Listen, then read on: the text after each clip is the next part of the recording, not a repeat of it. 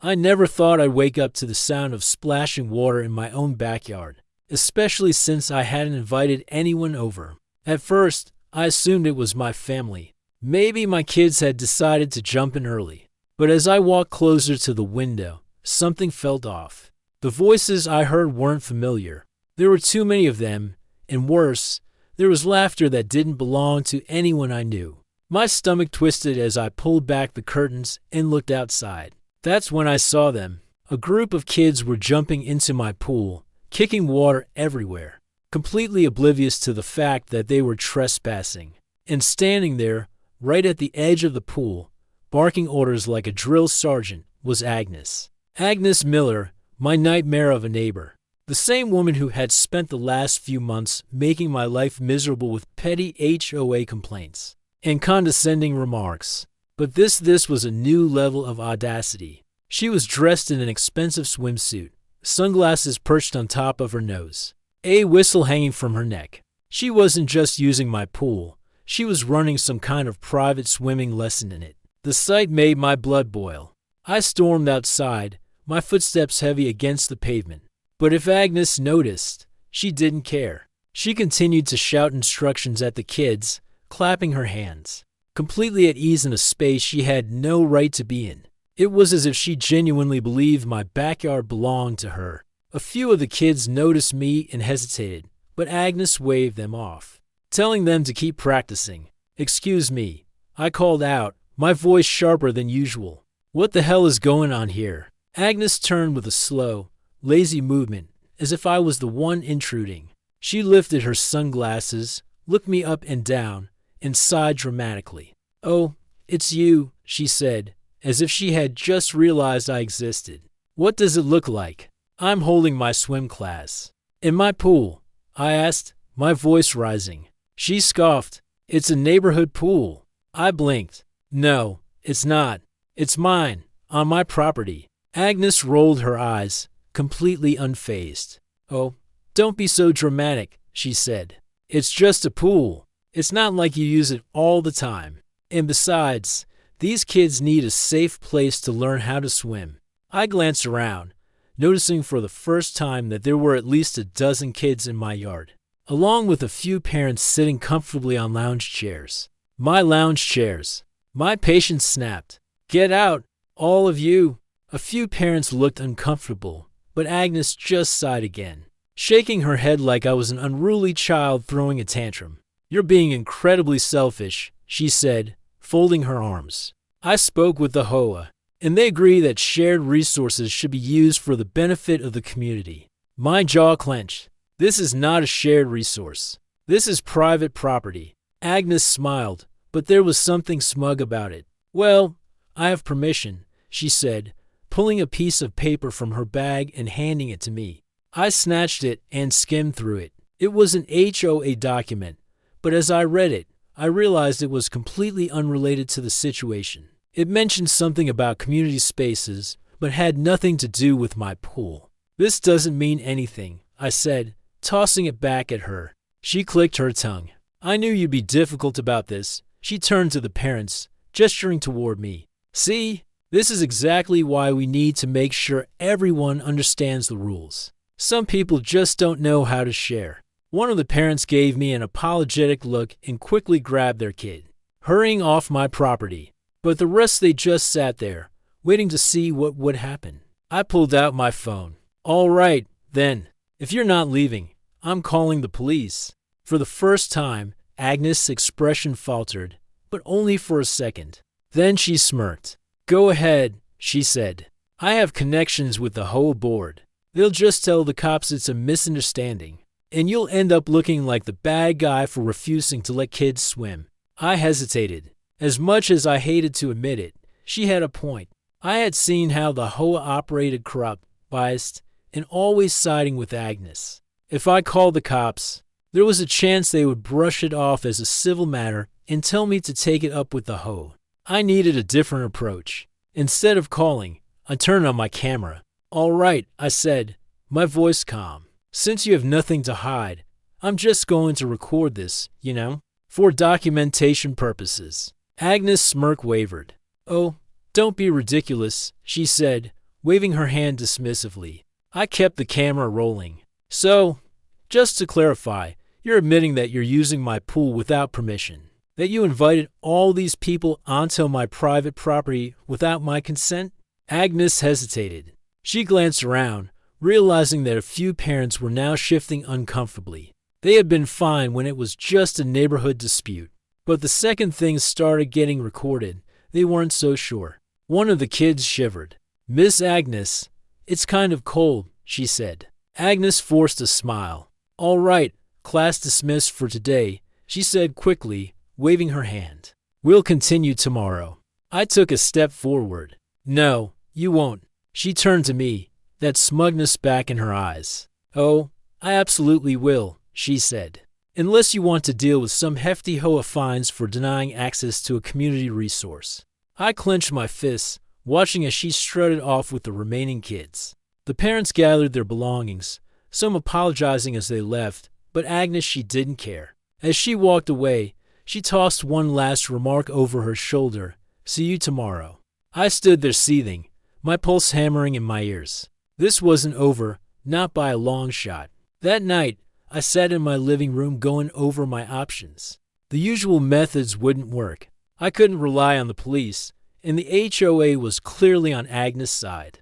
I needed to do something that would send a message, something that would make it crystal clear that my pool was not a public property. And then it hit me. A slow grin spread across my face as the idea formed. If Agnes wanted to use my pool so badly, I was going to make sure she got exactly what she asked for, just not in the way she expected. Tomorrow, I was going to fill that pool with so much ice it would make the Arctic look like a summer resort. The next morning, I woke up determined to put an end to Agnes' nonsense. I had spent half the night brainstorming ways to shut her down, but deep down, I knew that simply telling her to leave wasn't going to work. She had the hoe in her pocket, and if I wanted to win, I had to hit her where it hurt. But before I could put my plan into motion, I needed to know just how deep this corruption ran. If Agnes was bold enough to waltz into my backyard and run a swim school out of my pool, it meant she believed she had real power, and that meant I had to figure out exactly who was backing her. I decided to start with the HOA. I had never been particularly involved with their meetings, mostly because I assumed they were just a bunch of nosy neighbors who liked making unnecessary rules. But now I realized that ignoring them had been a mistake. If I wanted to take down Agnes, I had to play the game on her level. So that morning, I walked into the HOA office expecting to have a civil discussion. Instead, I was met with smug smiles and condescending stares. The HOA president, a balding man with thick glasses and a permanent frown, barely looked up when I entered. You must be here about the pool situation," he said, shuffling some papers on his desk like he already knew where this conversation was headed. I folded my arms. "Yeah, I want to know why one of my neighbors thinks she has the right to use my private property for her personal swim lessons." He let out a long sigh, like I was wasting his time. "Well, according to the community guidelines, all shared amenities should be accessible for neighborhood use." I narrowed my eyes. "My pool is not a shared amenity." He gave me a patronizing smile. "That's where we disagree." I clenched my jaw, trying to keep my temper in check. "No, that's where facts disagree with you. My pool is inside my property line. It's not part of any community space." He shrugged. "The way we see it, a pool of that size benefits the neighborhood, and it would be unfair to deny others the chance to use it." I couldn't believe what I was hearing. "So, let me get this straight. I pay for my pool. I maintain my pool. I pay the water and electricity bills for my pool. But you're telling me that because it's big enough to be useful, it's no longer mine?" He nodded, completely unfazed. "That's exactly right." I took a deep breath, trying to control the growing rage inside me. "And what about Agnes? She's not just using my pool, she's profiting from it. She's running a business in my backyard." He waved a hand dismissively. "Agnes is providing a valuable service to the community. Parents trust her to teach their kids to swim. It's a win-win situation." I stared at him, realizing that arguing was pointless. They weren't going to change their minds because they had already decided I was the problem. This wasn't about fairness, it was about control. Agnes had somehow convinced them that she had more rights to my pool than I did. And as long as they were backing her, she wasn't going to stop. I leaned forward, lowering my voice. You know this is illegal, right? You can't just claim someone's private property as a shared resource. The HOA president smirked. Then take it up with the board. That's when it clicked. They weren't just ignoring the rules, they were making new ones to benefit themselves. And Agnes, she wasn't just some entitled neighbor.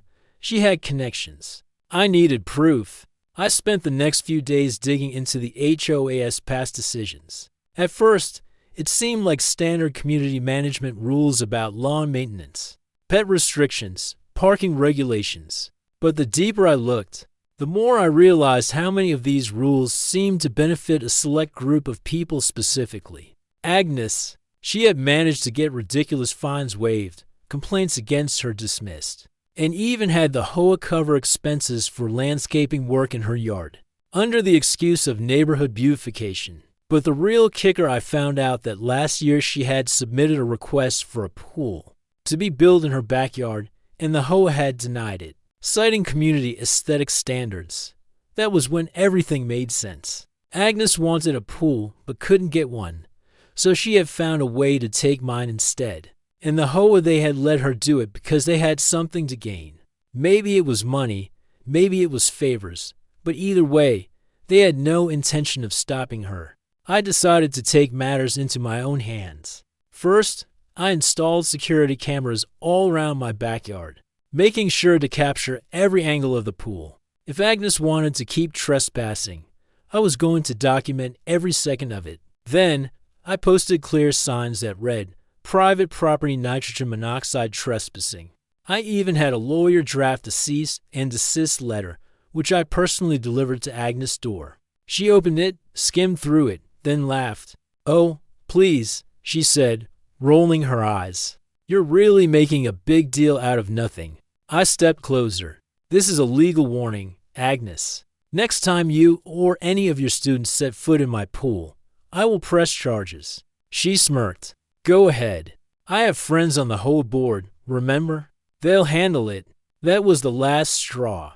I realized that as long as Agnes thought she was untouchable, she would never stop. So I decided to make sure she felt the consequences. The next morning, I checked my security footage. Sure enough, Agnes had torn down my signs and resumed her lessons as if nothing had happened. That was all I needed. I compiled the footage, including the part where she ignored the cease and desist letter, and sent it to my lawyer. I also sent copies to local news outlets, social media, and even a few legal groups that specialized in HOA corruption cases. Then I took things one step further. I started speaking to my neighbors, especially the ones who had been fined unfairly by the HOA. As it turned out, I wasn't the only one who had been screwed over by the ridiculous policies. People were angry, and once they saw the proof of what was happening, they were ready to fight back. Agnes didn't realize it yet, but her days of unchecked entitlement were numbered. That evening, as I sat on my back porch watching the sunset over my pool, I felt something I hadn't felt in a long time: control. I knew Agnes wasn't going to back down without a fight, but that was fine because now I had a plan. And when I was done, she wouldn't just be banned from my pool. She'd be the one drowning in consequences. I woke up early the next morning with a renewed sense of determination. The previous night, I had gone over every possible way to get rid of Agnes and her entitled pool scam. But everything led to the same conclusion: she wouldn't stop unless she was forced to. And with the HOA backing her, normal methods weren't going to work. I needed something more, something that would make her regret ever stepping foot on my property. That was when the idea came to me. If Agnes wanted to use my pool so badly, I was going to make sure she got exactly what she asked for, just not in the way she expected. I grabbed my phone and made a few calls. It took some effort, but eventually, I found exactly what I needed. A local ice distributor had the capability to deliver massive quantities of ice blocks on short notice. After explaining my ridiculous but urgent request, they agreed to bring several truckloads to my house later that evening. It wasn't cheap, but at this point, I didn't care. The satisfaction of watching Agnes' reaction would be worth every penny. By the time the sun had set, I was outside overseeing the delivery. The workers looked at me like I was crazy, but they did as I asked, dumping enormous blocks of ice directly into the pool. The water began to chill instantly, and within minutes, the entire surface was covered in a thick layer of floating ice chunks. The once inviting blue water now looked like something straight out of the Arctic. It was perfect. I checked my security cameras to make sure they were working. Everything was set. Now all I had to do was wait.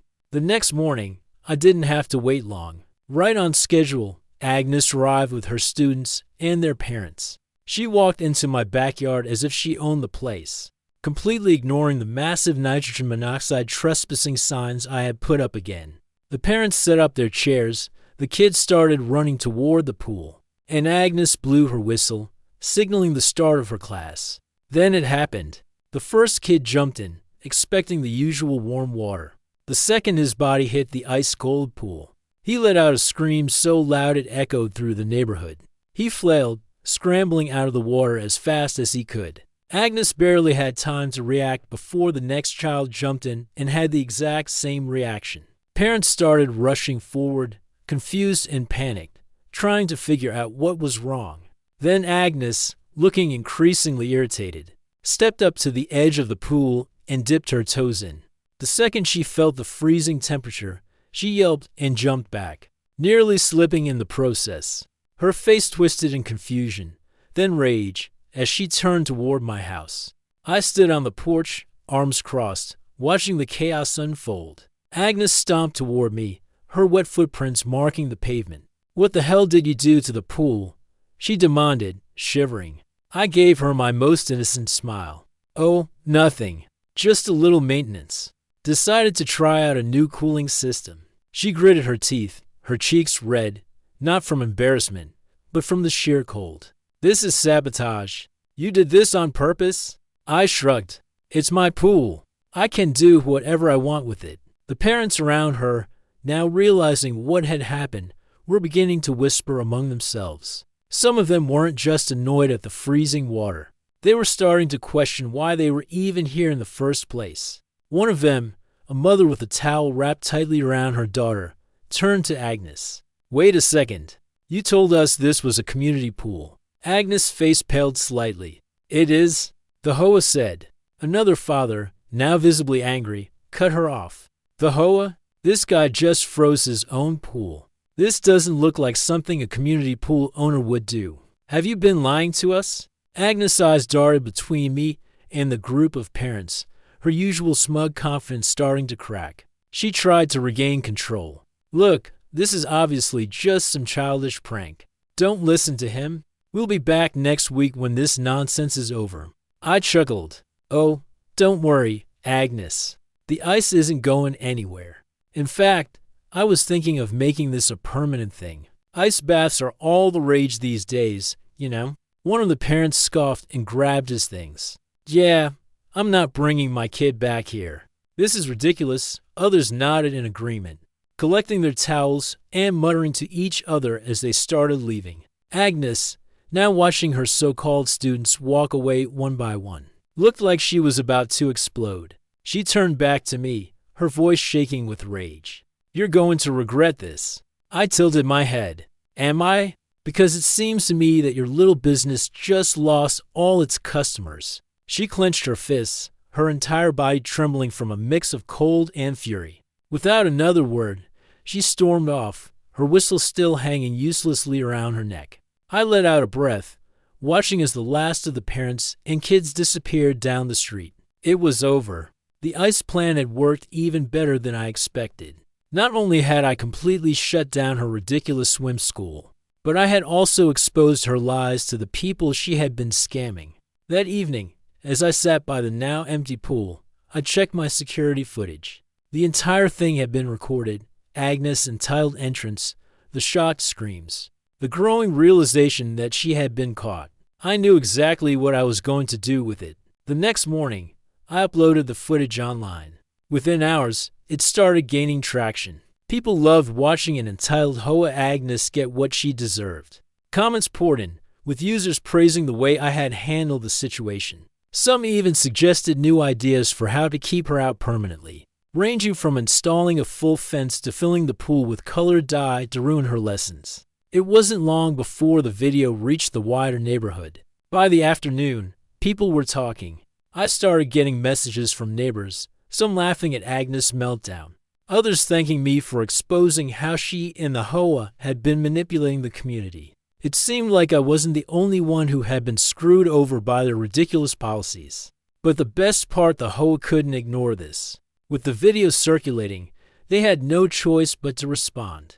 That night, I received an email from them. It was a formal notice stating that Agnes was no longer authorized to conduct any community-related activities involving my pool. I laughed out loud. It was a pathetic attempt to save face, but it was confirmation that they knew they had lost. As for Agnes, she didn't show her face for the next few days. But I knew this wasn't the end. She wasn't the type to accept defeat easily. That was fine, because if she wanted to escalate things, I was more than ready. Agnes was nowhere to be seen for the next few days. And for the first time in what felt like forever, my backyard was peaceful. The pool sat undisturbed, no uninvited children splashing around, no shrill whistles cutting through my evenings. It was exactly how things should have been from the start. But I knew Agnes well enough to know that she wasn't the type to back down without a fight. She was plotting something. I could feel it in my gut. My suspicion was confirmed when I received an official-looking letter in my mailbox from the Hoa. The moment I saw the envelope, I already knew it was trouble. I tore it open and read through it quickly, my frustration growing with every word. The Hoa was now accusing me of creating a neighborhood disturbance and deliberately making shared community resources unusable. They were actually trying to fine me for what I had done to my own pool. I let out a humorless laugh. So this was Agnes' next move. Since she couldn't intimidate me directly, she had decided to use the Hoa to do it for her. I wasn't about to let her win. Instead of responding to the notice, I took it straight to my lawyer, the same one who had helped me draft the cease and desist letter. He barely glanced at the paper before shaking his head. "They don't have a leg to stand on," he said. "This is an obvious abuse of power." That was exactly what I needed to hear. I sent an official response back, making it clear that any attempt to fine me over my private property would result in legal action. I copied the entire Hoa board on the email, ensuring that they knew I wasn't playing around. Less than 24 hours later, I received a new email from the Hoa president. The fine had been reconsidered and was no longer applicable. I knew that wasn't the end of it. Agnes wasn't just after my pool. This was about control. She had spent so long getting her way that the idea of someone standing up to her was unbearable. And she wasn't just going to let it go. Sure enough, the very next morning, I saw her lurking outside my house. She wasn't alone this time. The Hoa board members stood beside her, dressed in their usual fake professionalism. I stepped outside before they even had a chance to knock, crossing my arms as I looked at the three of them. Agnes gave me a tight-lipped smile. "We need to have a discussion." I tilted my head. "About what?" One of the Hoa members, a short woman with an oversized clipboard, cleared her throat. "There have been multiple complaints about your behavior toward other community members," she said in a practiced, robotic tone. I raised an eyebrow. "Oh, and who exactly has been complaining?" She hesitated. Agnes quickly jumped in. "You've been harassing neighbors, creating unnecessary drama, and refusing to cooperate with the HOA's decisions." I almost laughed at the hypocrisy. "You mean the same Hoa that tried to claim my pool as public property?" The other board member, a tall, thin man who looked like he hadn't smiled in years, gave a stiff nod. "We're here to find a solution that works for everyone." I leaned against my doorframe, staring at them for a long moment. "Here's my solution. Agnes stays off my property." End of discussion. Agnes scoffed, crossing her arms. "That's not going to work." I smirked. "Then I guess we don't have anything to talk about." The clipboard woman shifted uncomfortably. "We'd rather not escalate this into something more serious." I let out a short chuckle. "More serious than trespassing, unauthorized business operations, and HOA corruption?" Agnes' face twisted with barely contained fury. You think you're so smart, don't you? She snapped. This isn't over. You might have won this little battle, but I promise you, I'll get the last word. I sighed. Agnes, you already lost. You just haven't accepted it yet. She glared at me for a few more seconds before turning on her heel and storming off. The two HOA members hesitated before following her. I watched them go, shaking my head. Later that evening, I checked my security footage again, just to make sure everything was still in place. The cameras had captured the entire interaction on my porch, just like they had captured every other stunt Agnes had pulled. I saved the file, knowing that it might come in handy later. I had expected Agnes to try something new, but I wasn't prepared for just how desperate she was willing to get. The next morning, I woke up to the sound of loud, aggressive banging on my door. When I opened it, I found two police officers standing on my porch. "Good morning," one of them said. "Are you the homeowner?" I nodded. "Yeah, what's going on?" The other officer glanced at his notepad. "We received a report of public endangerment involving a body of water on your property." It took me half a second to realize what was happening. Agnes had actually called the cops on me. I sighed, rubbing my temples. "Let me guess, my pool." The officer nodded. "We have a report stating that you've made it hazardous, and that it's posing a risk to children in the neighborhood." I almost laughed. This was Agnes' master plan, calling the police because I made my own pool too cold for her liking. I stepped aside. "Feel free to take a look." The officers walked past me and into the backyard. The pool, still partially covered in ice, sat undisturbed, exactly as I had left it. One officer knelt down and examined the water. "This is just ice." I nodded. "That's right. I never invited anyone to use my pool." Agnes and her so-called swim class were trespassing. She didn't like that I stopped her, so now she's making up complaints. The officers exchanged glances. It was clear they thought the whole situation was ridiculous. "Well," one of them finally said, "as far as we're concerned, you haven't broken any laws. Your pool is on private property, and you can do whatever you want with it." I smiled. "Would you mind writing up a report saying that, just in case she tries anything else?" The officer nodded.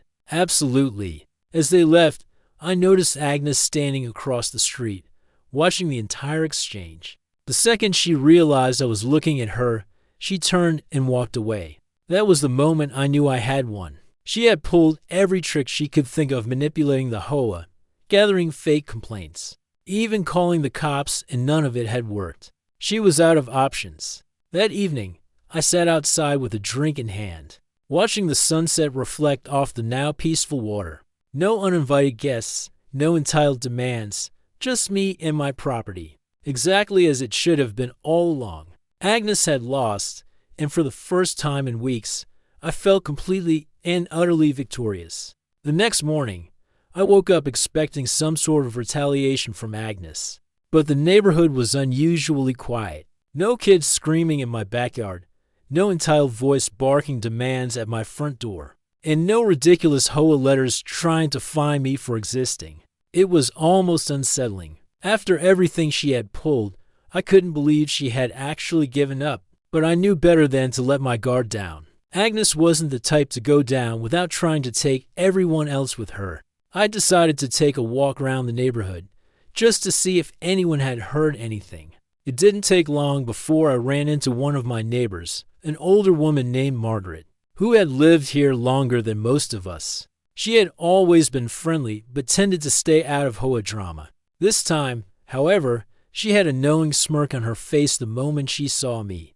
"I heard Agnes' little stunt with the cops didn't work out the way she planned," Margaret said, shaking her head in amusement. She was furious when she got back home. I chuckled. "Yeah, she really thought she could get me in trouble for putting ice in my own pool." Margaret let out a snort. "Well, it looks like that was the final straw. Word is, she's been ranting to anyone who will listen about how unfairly she's been treated. She even went to the HOA board demanding that they do something. But after everything that's happened, no one wants to be associated with her anymore." That caught my interest. "What do you mean?" Margaret's smirk widened. "Well, Apparently some of your neighbors didn't appreciate being lied to about your pool being a community resource. Once they saw that video you posted, they started questioning other decisions the HOA has made. You're not the only one who's had problems with them, you know? I hadn't considered that before, but it made sense. Agnes wasn't the only entitled HOA member around here, and if she had been getting away with things, it meant others probably had, too. Now that people were paying attention, the HOA couldn't just sweep it under the rug. Later that day, I got an email from the HOA president. At first, I thought it was another pathetic attempt to intimidate me, but when I opened it, I was pleasantly surprised. The message was short and formal, stating that after a thorough review of recent events, the board had decided to remove Agnes from any position of influence in the HOA. While she was still technically a resident, she no longer had any authority, and any further complaints from her would be treated as personal disputes, rather than community matters. I couldn't stop the grin that spread across my face. It was exactly what I had been hoping for. Without the HOA backing her up, Agnes had no real power. She was just another neighbor now, and if she tried to pull anything else, she'd have to deal with me directly. Something told me she wasn't going to risk that again. A few days passed, and the neighborhood seemed to settle down. No more surprise HOA visits, no more entitled parents thinking they had a right to my property. I finally got to enjoy my own backyard without worrying about someone sneaking in to use the pool. But then something unexpected happened. One evening, as I was sitting outside sipping a drink and watching the water ripple under the fading sunlight, I heard a familiar voice. "Enjoying yourself?" I turned my head and saw Agnes standing on the sidewalk, arms crossed, an expression of pure bitterness on her face. She looked tired, like she hadn't been sleeping well, and for the first time since this whole thing started, she didn't have that smug confidence she usually carried. I leaned back in my chair, keeping my tone casual. "Yep, it's nice to finally get some peace and quiet." She scoffed. "You think you won, don't you?" I shrugged.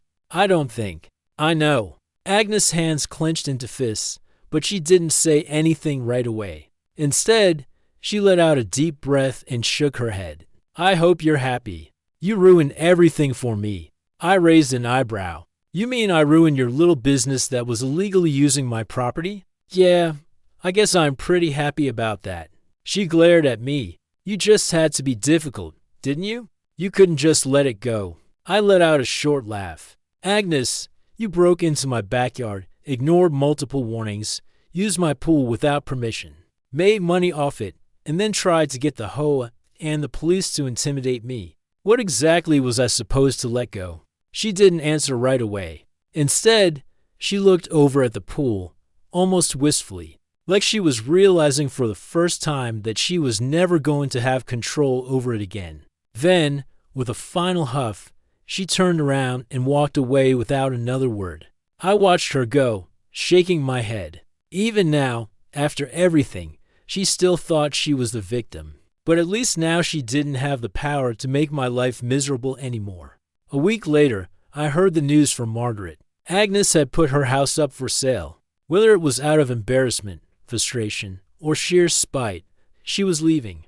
I wasn't sure if she had been pressured out by the HOA's new scrutiny, or if she just couldn't stand living in a neighborhood where she no longer had control. But either way, I wasn't complaining. The day she moved out, I sat on my porch with a cold drink in hand, watching as the moving trucks hauled away her belongings. She didn't say goodbye to anyone. She didn't even look in my direction. By the time the last truck pulled away, I felt something I hadn't felt in a long time, complete and total victory. That night, some of the neighbors decided to throw an impromptu gathering, almost as if celebrating Agnes' departure. I wasn't usually one for social events, but I made an exception this time.